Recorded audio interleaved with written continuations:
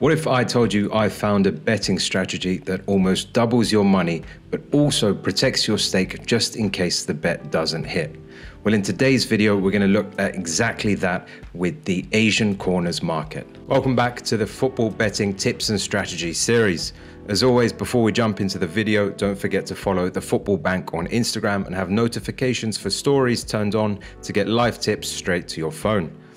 We've also got the Football Bank Telegram channel up and running with 16 subscribers who are getting all the bets I make as and when I make them. For more details on joining the Telegram, look in the description of this video below. As we've covered in other videos, the most popular markets in football betting are usually the outright winner markets, where you bet on the home team to win, the away team to win, or a draw, and the goals markets, where you can bet on over or under a certain amount of goals, or even both teams to score. Historically, these are the markets that I and many other bettors have played in, because there's a wealth of information available to help you decide which team will win, or if there's going to be many or few goals in the game. But I've always been intrigued by the corners market. I've seen some bettors use it to varying degrees of success, but I've never seen a consistent winning strategy for this market. I mean, what factors do you even look at to analyze whether there's going to be many or few corners in a game? The data points that you need to look at are completely different to if you were researching an outright winner bet or a over/under goals bet. Also, we know football is an unpredictable game. I would say it's the most unpredictable sport in the world. So how are you supposed to research how many times an unpredictable event such as corners occurs in an unpredictable game?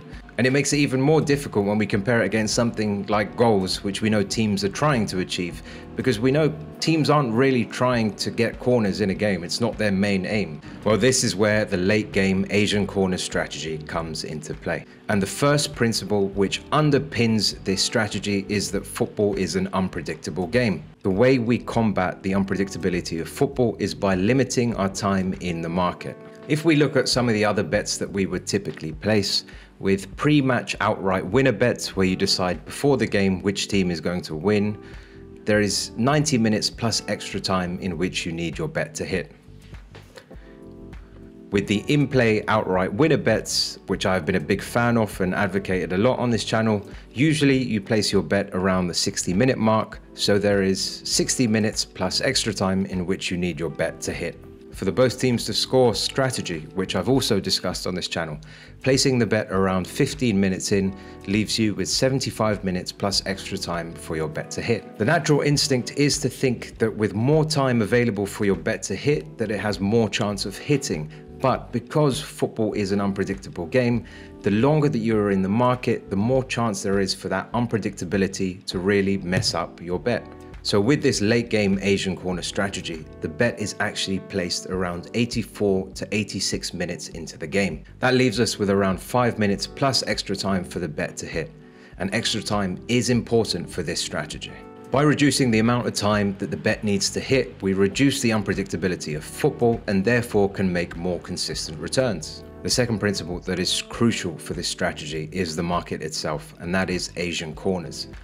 The Asian corners market sets a line for the number of corners, and you can bet whether it will be over or under this amount. If you bet the over and the total number of corners is greater than the line, then you win. But if you bet the over or even the under, and the number of corners at the end of the game is equal to exactly the line, then your stake is returned. This is huge because in betting, the attraction is the opportunity to make large amounts of money, but the risk is losing your money, your initial stake. With this added level of insurance, you might not make the same level of money as if you were betting on the normal corners market, but you protect your initial stake and balance far, far more. So first, I'll explain the basis for this strategy. And then we'll look at some factors that we look at for this to hit and some real life examples. For in-play games, you'll want to wait until around the 84th to 86th minute of the game. At this point, let's say that the total number of corners in the game so far is sitting at 10. At the 84th to 86th minute, the Asian corners market line should be at 11 corners. So you can decide to bet over or under this amount. And the odds offered for the over should be around 1.9. If you bet the over with the Asian corners market line at 11, you're essentially betting on 12 or more corners in the game. You need 2 or more corners to hit in the last 5 minutes plus extra time. Now, you might think this is a big ask, but this is where extra time comes into play. There has been an important development since the 2022 Qatar World Cup. Now, extra time is actually being calculated based on the time that has been wasted during the game, rather than just being a general estimate. And in some of the European leagues, we're seeing extra time as high as 7 or 8 minutes, even when there hasn't been any significant delays due to injuries. Before the World Cup, the most amount of time you would get in a game where there hasn't been any big injuries would probably be around 5 minutes, and even that was rare. This changed after the success of the Qatar World Cup, where they measured time accurately that needed to be added on to the end of the games. Well, how does this affect our strategy? Well, now knowing that extra time could be as high as 7 or 8 minutes, and we said we needed 2 corners to occur in the remaining part of the game. Before, we were looking at it as 2 corners in 5 minutes plus extra time. But if extra time can be as high as 8 minutes now, we need 2 corners in the last 13 minutes of games in most cases. This is much more achievable. And don't forget about the insurance as well that you get with the Asian corners market. If only 1 corner occurs in those last 13 minutes, then you get your stake back. And all of this you get at odds of 1.9, essentially doubling your money. So how do we go about finding which games to bet on? You know, you've got hundreds of games on at the weekend. What's an easy strategy first to start with on how to apply this late game Asian corners strategy? Well, an easy method to apply first of all is when a stronger team, usually playing at home, but this can also apply for very strong teams playing away from home, late on in the game, they are either drawing or losing the game. What usually happens is that the weaker team that they are playing against are happy to take the win or take a point from the draw and end up sitting back in front of their goal and parking the bus. This allows for the stronger team to send all of their players forward and play in the opposition half. But how do corners arise? Well, with the park the bus philosophy, the idea is to protect the goal, so the defensive team will start to play with less width and put their players in front of the goal. The attacking team, seeing this, know that the only way to score is either to take long shots, which is a big no-no for possession-heavy teams which are focused on creating high XG chances, or to penetrate the back line by working the ball into wide areas and crossing the ball into the box. The more the ball is in these wide areas, the much greater the chance of a corner occurring. Okay, so first up, to show you how this late game Asian corner strategy works, we've got the Aston Villa game against Arsenal. This took place on the 18th of February. And as you can see, Aston Villa started the game quite well and were up 2-1 within 31 minutes. Arsenal got an equaliser within the 61st minute, but then looking towards the end of the game, of course, at 2-2, Arsenal were trying to push on for the win. You know, they are title contenders this season, and with Manchester City hot on their tails, they needed to get 3 points.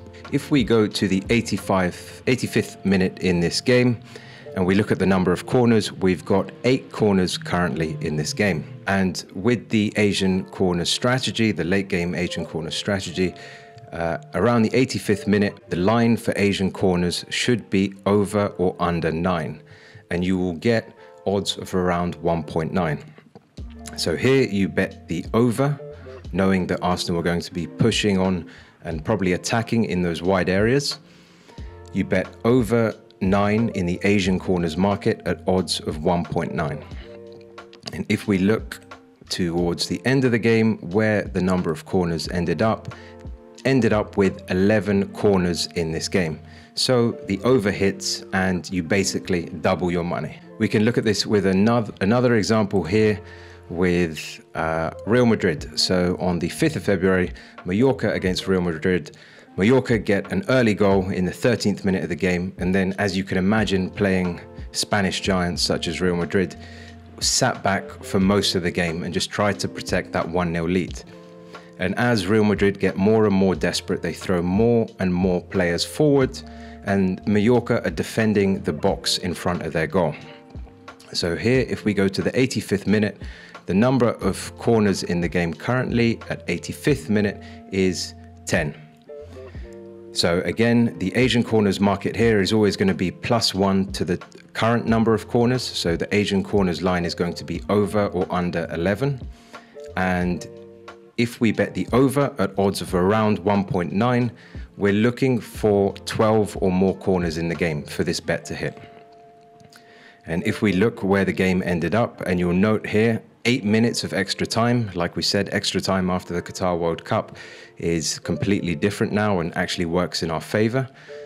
We had 10 corners at the 85th minute, and now the game ended up at 13 corners. So we would have bet over 11 in the Asian corners market, and the game ended up at 13 corners. Another easy opportunity to double your money.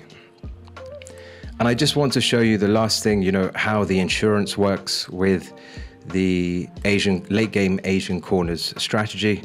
Here we've got Monaco at home to Reims. And Monaco were losing this game 1-0. Reims got a goal in the second half in the 51st minute. So you can imagine Monaco were pushing in the second half, and especially in the last 10-15 minutes to get a goal. At 85 minutes, the total number of corners was 5. So the Asian corners line is going to be over or under 6. And if we look towards the end, we had 4 minutes of extra time here, which is okay. And the game ended on 6 corners. So it landed exactly on the line that in these cases, you get your money back. So that's the late game Asian corner strategy.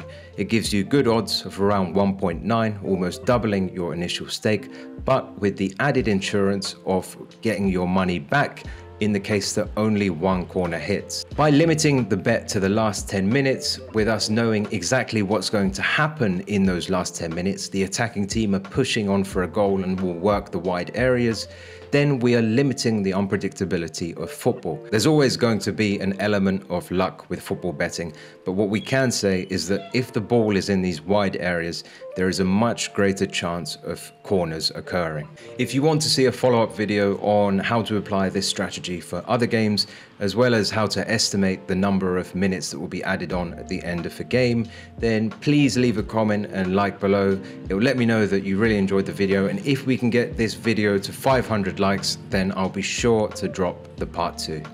Thanks for watching, guys, and until next time, goodbye.